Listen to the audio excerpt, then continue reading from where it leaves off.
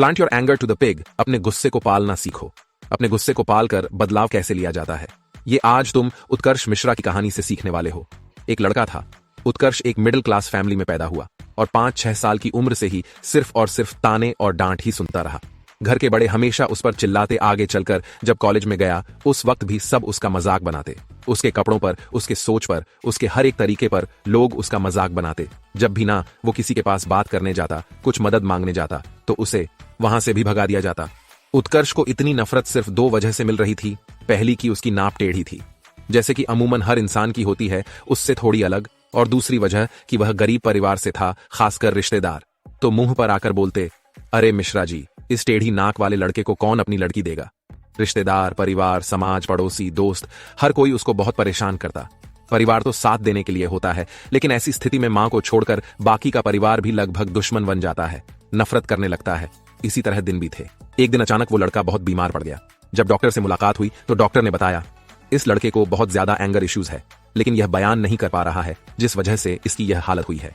दोस्तों, वह न कभी बैठे बैठे ही मूर्ति बन जाता था। उसकी मां से उसकी यह हालत देखी नहीं गई। उसकी मां ने उसको पूछा, बेटा तुझे गुस्सा आता होगा ना, जब सब तुझे इस तरह अलग नजरों से देखते हैं। इस पर उस लड़के ने तुरंत रिएक्ट करते हुए बगल का कांच की शेर से एक मुक्ता मारकर तोड़ दिया और फिर बोला, इस गुस्से से 1000 गुना ज्यादा गुस्सा मेरे अंदर हर एक पल में पल रहा है। जिस दिन मेरा वक्त आएगा ना, उस दिन सबको उनकी औकात दिखा होगा। ये बोलकर वह वहां से चला गया। दोस्तों, फिलहाल के लिए ना इस कहानी को थोड़ी देर के लिए यहीं पर होल्ड करते हैं, और ठीक इसी तरह की एक और कहानी है, बस नजरिया अलग होगा, उसको सुनते हैं। बाकी बने रहना, क्योंकि यह पिछली कहानी भी 2 मिनट बाद दोबारा से कंटिन्यू होगी। एक रही इस घर का लड़का था विक्की। वह बचपन से ही बिगड़ा हुआ था। पैसे की तो भाई साहब को कोई कमी नहीं थी। इसी वजह से ऐसी कोई चीज नहीं थी जिससे वो अंजाम नहीं दे सकता था। एक समय बाद घर वालों को भी एहसास हो गया था कि वो हाथ से निकल रहा है, लेकिन तब तक बहुत देर हो चुकी थी। इसी बीच जब वो कॉलेज में पहुंचता है तो उसे एक लड़की से प्यार हो जाता है।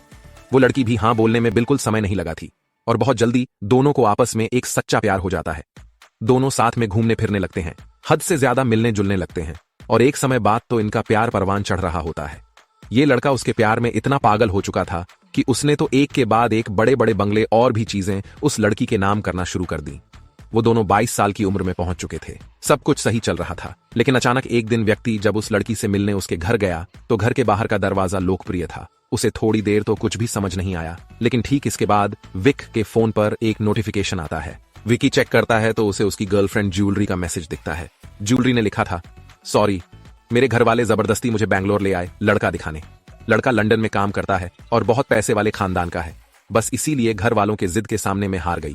ये रही उस लड़के की तस्वीर, और साथ में लिखती है, मैं हमेशा तुम्हारी ही हूं। इतना कहकर उसने उसे ब्लॉक कर दिया। शायद इतना सुनने की देर थी। बस विकी गुस्से से पागल हो गया। वो अपनी दुनिया में आग लगाने लगा, उस लड़की के पीछे बढ़ गया।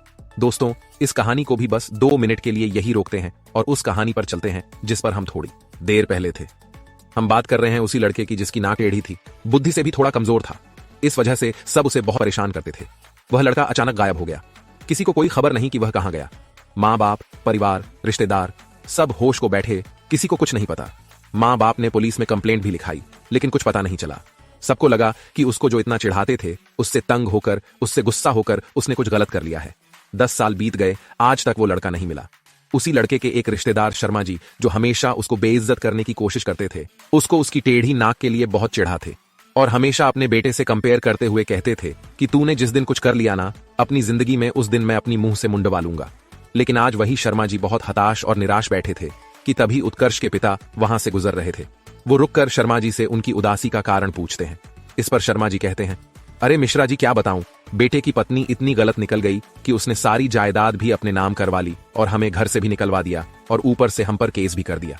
अब इस उम्र में बता रही हम क्या करेंगे। खैर, कुछ हफ्तों बाद उनका केस हाई कोर्ट पहुंचा। शर्मा जी और उनके परिवार पर यह मुकदमा था। उन्होंने अपनी बहू के साथ बहुत जुल्म किया और बहुत तकलीफ थी उसे। अगर जजे ने फैसला उनके पक्ष में नहीं रखा तो फिर पूरे शर्मा परिवार की जिंदगी खराब हो जाएगी। कोर्ट का दिन था जब वकील और सारे सहकर्मियों के साथ मिश्रा परिवार कोर्ट के अंदर पहुंचा। एक बड़ा सा आदमी बड़ी बड़ी दाढ़ी के साथ और लंबे बालिए जज की कुर्सी की तरफ बढ़ा। वो जज था। उसको देखकर सब खड़े हुए। केस स्टडी करने के बाद वो बोला, सुनवाई शुरू करने से पहले मैं शर्मा जी को कहना चाहूंगा कि जब भी वह अगली बार कोर्ट में आए अपनी मुंह से मुंडवा कर आए। यह बात कोई समझ नहीं पाया और सब हंसने लगे। उस दिन का सेशन खत्म हुआ और उसी शाम को उस लड़के के घर का टेलीफोन बजता है।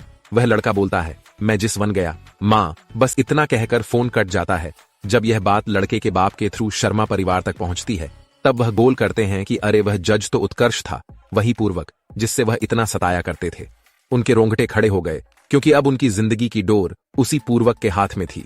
शर्मा परिवार तुरंत उत्कर्ष के पैरों में जाकर गिर जाता है, लेकिन वो उन्हें नहीं बसता है और कहता है अगले 1 साल के लिए तुम भी अपनी नाक टेढ़ी करवाओ और मूंछें मुंडवाकर घूमो, वरना मेरे एक फैसले की देरी है।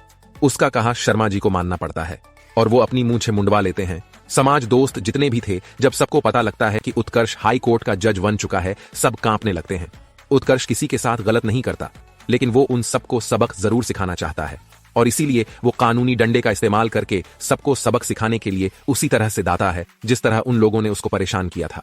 ये सब खत्म होने के बाद वो अपने घर लौटता है और अपनी माँ को बोलता है, माँ, मेरे अंदर बचपन से गुस्से का पेज पल रहा था। मैं यहाँ रहता तो कुछ गलत कर देता, इसलिए मैं भागकर कलकत्ता चला गया और खुद को एक कमरे में बंद कर लिया।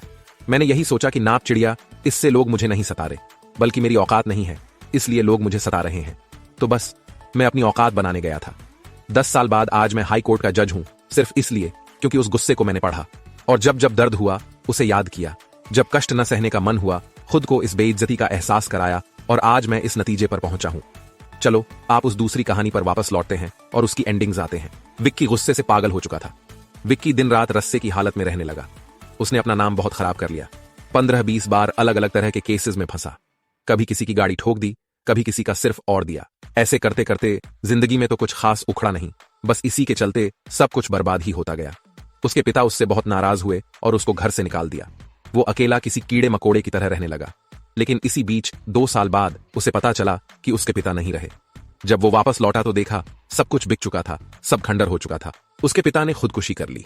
उसने जितनी प्रॉपर्टीज उस लड़के के नाम की थी, उन सब पर एक्स्ट्रा लोन लिए गए और जब वो लोन नहीं भरे गए तो सरकार ने उसके रेफरेंस में जितनी नॉमिनल प्रॉपर्टीज थी सबको कब्जे में ले लिया।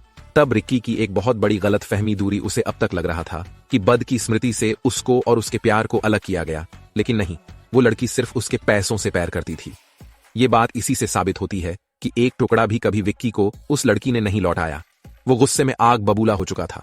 वो गन लेकर कहीं से भी उस लड़की का पता लगा लेता है और फिर उसके पति को मारने की कोशिश करता है, लेकिन सही समय पर पुलिस से दबोच लेती है और आईपीसी की धारा 307 के तहत अटेम्प्ट टू मर्डर के हिसाब से वो 5 साल से इस जेल में बंद है और उसके पास अब पैसे भेजने नहीं थे कि जमानत हो सके। दोस्तों, इन दोनों कहानियों के अलग अलग नजरिए से सिर्फ एक बात को साबित करना चाहता था। अगर विक्की भी चाहता तो अपने गुस्से को पालकर शायद उस लड़की को उसी के अंदाज में जवाब दे सकता था, बदला ले सकता था, लेकिन उसने खुद को बर्बाद किया। जबकि उत्कर्ष, जिसने अपना बदला भी लिया, सबको झुकाया भी और अपने आप को ऊंचा दिखाया, इन दोनों में अंतर क्या है जानते हो? एक ने गुस्सा निकालना सीखा और दूसरे ने पालना। आखिर में दोनों का क्या हुआ तुम बेहतर जानते हो। उम्मीद करता हूं तुम समझ चुके होंगे कि गुस्से को पालना क्यों जरूरी है। गुस्सा अगर बहुत बुरी चीज है तो बहुत अच्छी चीज भी है। अगर आप में दम है तो गुस्से को पालना सीखो। अगर वीडियो अच्छा लगा तो इसे लाइक करना और अपने दोस्तों के साथ जरूर शेयर करना। बाकी फिर मिलते हैं इसी तरह के एक और बवाल वीडियो के साथ। जय हिंद, जय श्री कृष्णा।